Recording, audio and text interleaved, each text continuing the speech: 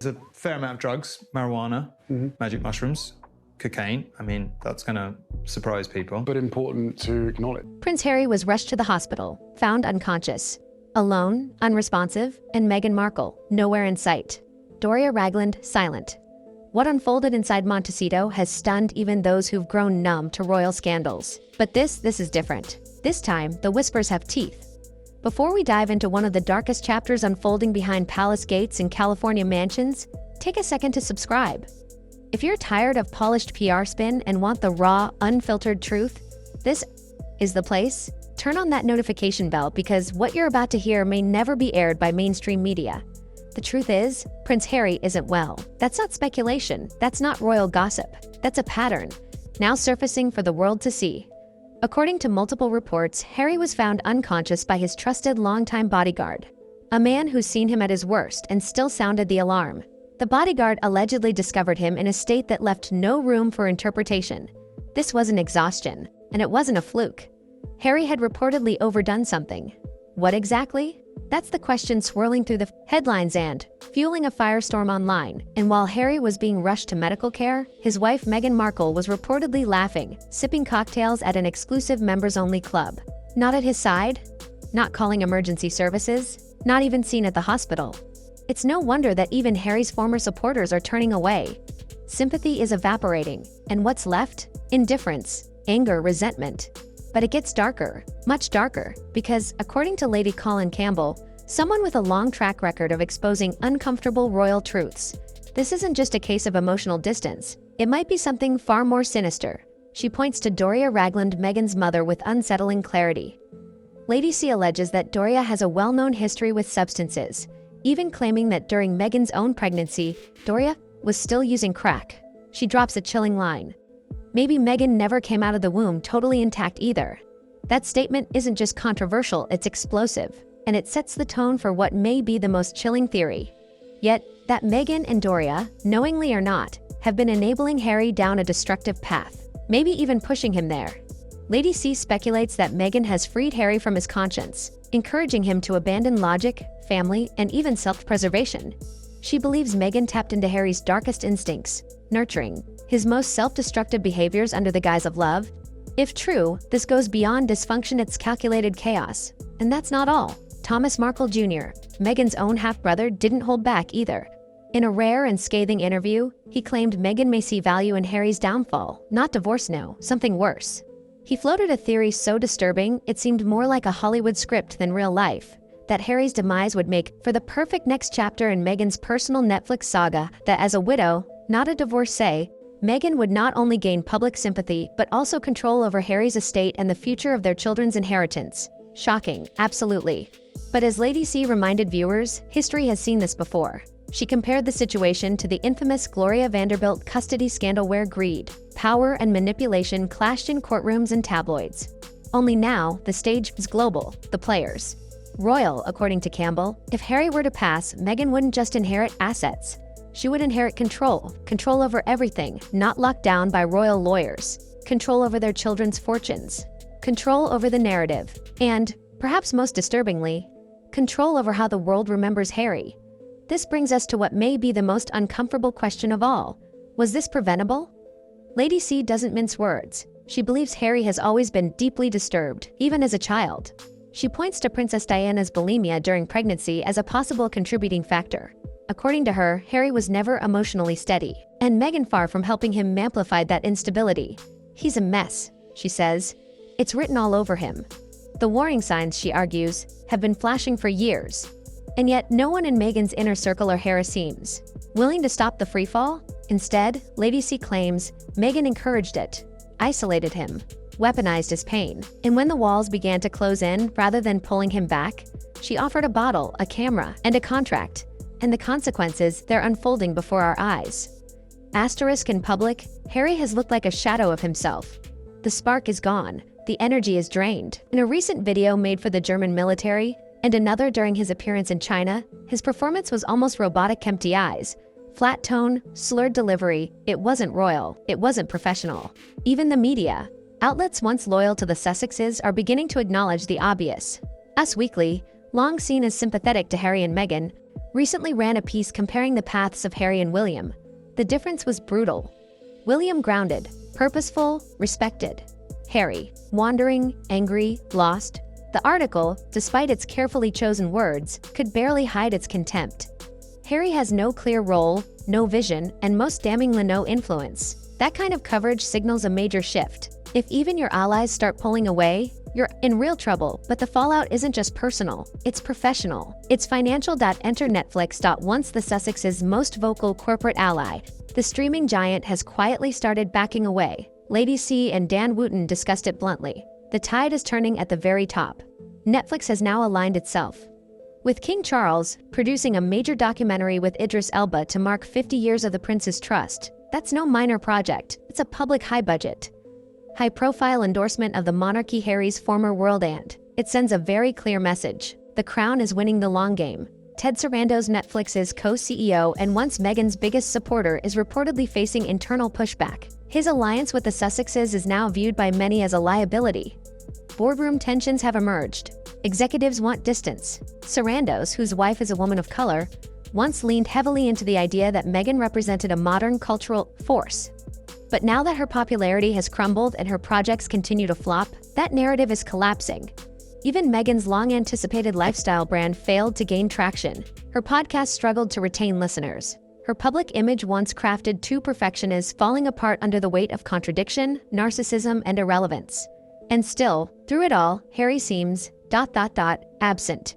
Not just physically, but emotionally, like he's drifting, barely participating in the chaos unfolding around him. Is it depression? Burnout? Something more dangerous?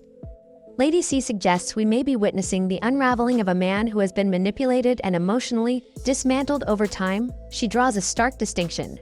Harry was always vulnerable, but Meghan exploited that vulnerability. Rather than protect him, she pushed him deeper into a fantasy built on resentment, victimhood, and revenge. And the cost?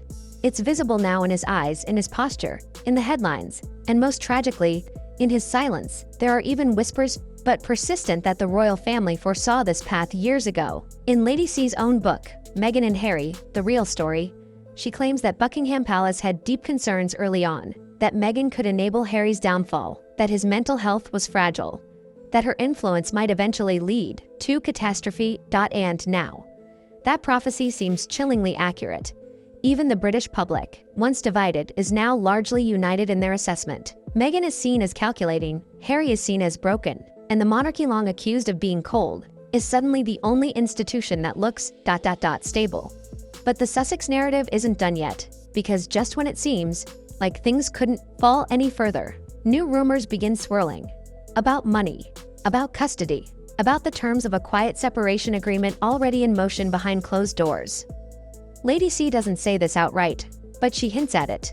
Meghan won't walk away empty-handed. She's far too strategic for that. A public divorce would leave her with a fraction of the fortune, but widowhood. That's an entirely different payout. Not just financial but reputational, sympathy, control, legacy. And therein lies the real fear, that Meghan might not need to orchestrate anything herself. She only needs to wait. Let the pressure build. Let Harry spiral. Let the cameras roll. It's disturbing. It's dramatic. But it's not impossible, because if there's one thing we've learned, it's that image matters more than truth. And Meghan, no matter what you think of her, is a master of image. And what an image she's curated. From victim of the royal institution to feminist trailblazer, Meghan Markle has played many roles. But with each passing year, the mask seems to slip a little more. Her closest allies have gone silent. Her public appearances feel staged. Her brand partnerships, once celebrated, now vanish quietly with little explanation. Even her podcast guests have raised eyebrows. Where the public expected A-list icons, they got B-list stand-ins or relatives. Beyoncé nowhere. But her mother made an appearance. Oprah gone, Serena unavailable. The Sussex orbit has shrunk, and Meghan's place in the Hollywood hierarchy is no longer secure. She's not a royal, she's not a cultural leader. She's not even a relevant influencer anymore. And that reality is cutting deeper than any tabloid headline ever could. Meanwhile, King Charles, once painted as the villain in Meghan's story, has been playing the long game with surgical precision.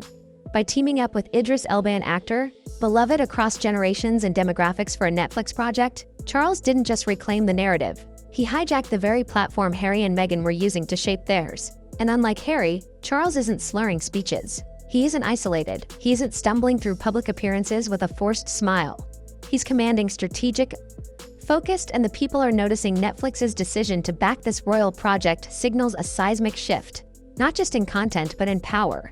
The Sussex's last remaining stronghold in the media world is now compromised. And as Lady C noted, this wasn't an accident. It's the result of a calculated fall from grace, built not on smear campaigns, but on the couple's own choices. So where does that leave Harry?